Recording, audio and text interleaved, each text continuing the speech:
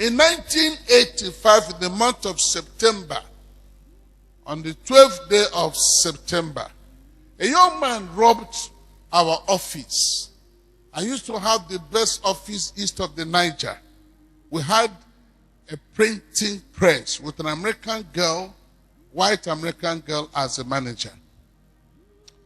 When this young man moved everything in that office, I heard a voice that said to me, "Oh man, don't fight for yourself. Give him everything he removed." I told God, that's not how we operate in this country. And God asked me to shut up my mouth and obey him. So I said to the young man, "Take everything you have removed and go with them. They are now yours." The mother said to him, "Don't take anything. If you do, you have nailed yourself." He said to the mother, "You are an illiterate. What do you know?" The mother said to him, "I'm a witch. I know the mechanics of power and the dynamics of power." That day, after he got home with the things he removed, he went to the office of the richest man in New York and said to this man, that man, "I robbed Rev Uma and he gave me everything I removed. It's now your turn. If you don't give me 50,000 naira, I'll shoot you." Now, it was the euphoria of the gift I gave him that made him bold to run after another person. The man said to him, "I can't die over 50,000. I'll give you 250,000. But in the meantime, hold this 100,000 and count while I bring the balance. In the meantime, hold this 100,000 and count while I bring the balance." While he was counting this 100,000, police appeared. What does that mean? It means while he was counting the money, this man was calling the police.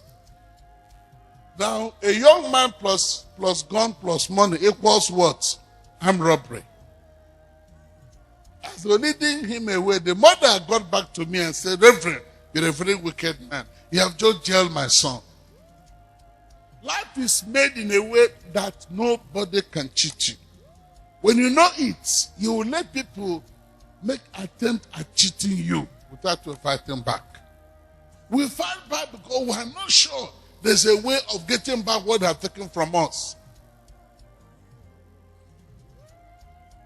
A year and 6 months after, the mother came and said to me, "Lay your hand on my lap and pray that my son be released."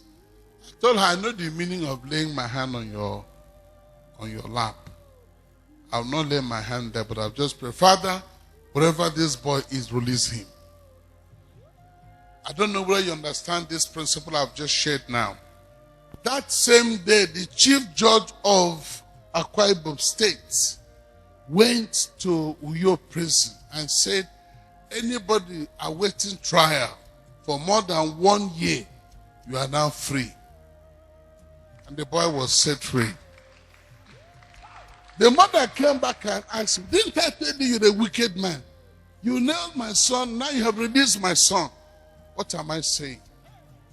We were driving to Ibadan through Owerri on the road